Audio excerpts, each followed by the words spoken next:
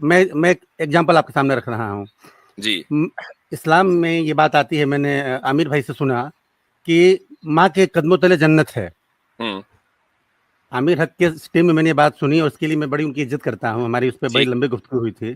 तो ये बात उन्होंने मुझे बताई। ठीक। अब उस बात को मैं बिल्कुल पकड़ के बैठ गया कि इस्लाम से एक अच्छी चीज मुझे आप लोगों के डिबेट के माध्यम से मुझे सीखने को मिली कि माँ का जो उसका जो वो है वो सबसे ऊपर है, तो हमें अपनी माँ की खिदमत करनी चाहिए। अब मैं अपनी माँ की खिदमत कर रहा हूँ जितनी मेरी क्षमता है, लेकिन मैं ताउम्र अंतिम सांस तक मूर्ति पूजा करूंगा, मैं शिर्क भी करूंगा और मैं कुफ्र भी करूंगा। क्या मैं जन्नत का हकदार हूं क्योंकि मेरे अमाल अच्छे हैं? ठीक है। अब मैं आपको इसी मिसाल को इस्तेमाल करके मैं लेकिन सिनेरियो थोड़ा सा बदल देता हूं। आपने अपनी माँ की खिदमत की, पूरी जिंदगी करूंगा जी, पूरी उम्र की, तो आप एक अच्छे व्यक्ति हुए, अच्छे शख्स इंसान हुए। भाई माँ की खिदमत करना तो बहुत अच्छी बात है ना, सोसाइटी की नजर में एक अच्छा बंदा हुआ ना ये जी। ठीक। लेकिन साहब ने आपने 2-4 मर्डर भी कर दिए, तो अब आप जज साहब ये नहीं कहेंगे कि भाई चूंकि ये माँ की खिदमत कर रहा है इसलिए बहुत अच्छा इंसान है, लिहाजा इसके मर्डर माफ, हम इसको जेल में नहीं भेजेंगे। भाई आपको जो सजा मिलनी है मर्डर, वो मर्डर की वजह से मिलेगी। माँ की खिदमत की वजह से आपको अदालत कोई कंसेशन नहीं देगी।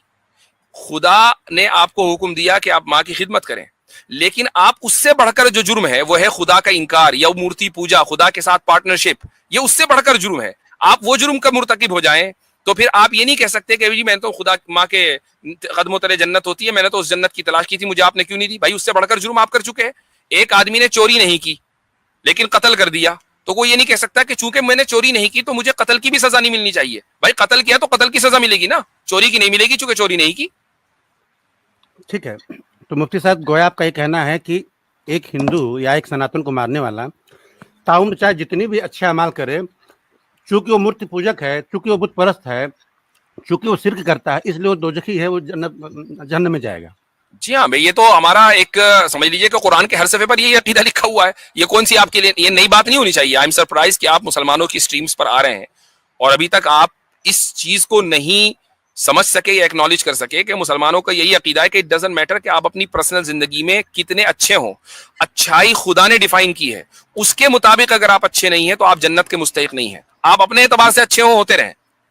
मुफ्ती साहब, चूंकि आप एक एथेंटिक पर्सन हैं, आप एक अथराइज्ड पर्सन हैं कॉन्सेप्ट को क्लियर करने के लिए, और मैं ये बिल्कुल कहूंगा कि जिस तरह से आप चीज़ों को बेहतर तरीके से क्लियर करते हैं वो ईमान यूनियन के बाकी सदस्य उस तरह से नहीं करते हैं। वो केवल लेग पुलिंग पे और एक दूसरे के नहीं उसको छोड़ दीजिए। देखिए उसको छोड़ दीजिए, अभी आप मेरी स्ट्रीम में मैं तो नहीं करता ना लेग पुलिंग में, बिल्कुल क्लियर बात कर रहा हूँ। आप मेरी बात करें, दूसरों को छोड़ दीजिए। और मैं आपका बड़ा शुक्रगुजार हूँ कि चीज़ें आपसे बेहतर तरीके से सामने आती हैं।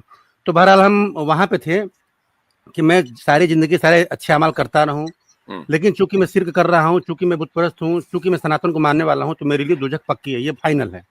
बात ये नहीं कि चूंकि आप सनातन को मानने वाले हैं, सनातन को अगर आप लिंग्विस्टिक तर्जुमा करेंगे ना तो सीधा रास्ता है। भाई सीधा रास्ते को तो हम भी मानने वाले हैं, लेकिन चूंकि अब सनातन एक खास तहजीब और एक रिलीजन का नाम हो गया है, हाँ उस खास जो वे ऑफ लाइफ या खास जो वे ऑफ वर्शिप है हम उसको नहीं मानते। सीधे रास्ते पर हम भी हैं, हम तो दुआ मांगते हैं सूरह फातिहा में, इहदिनस सिरातल मुस्तकीम का, हमें सीधा रास्ता सच्चा रास्ता दिखा। भाई सनातन जो है वो क्या है, वो उसका जो लफ्जी तर्जुमा जो लिंग्विस्टिक ट्रांसलेशन है वो यही है।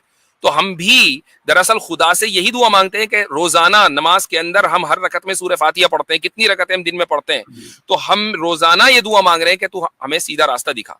पॉइंट ये नहीं है कि आप सनातन होने की वजह से जहन्नम में जाएंगे, पॉइंट ये है कि आप शिर्क करने की वजह से एक आदमी अपनी जिंदगी में अपने एतबार से कितना ही अच्छा हो। इस्लाम अगर शिर्क को सबसे बड़ा जुर्म समझता है तो उस सबसे बड़े जुर्म की सजा उसको मिलेगी। ये नहीं होगा कि चूंकि उसने बाकी जुर्म नहीं किए लिहाजा वो बहुत अच्छा हो गया।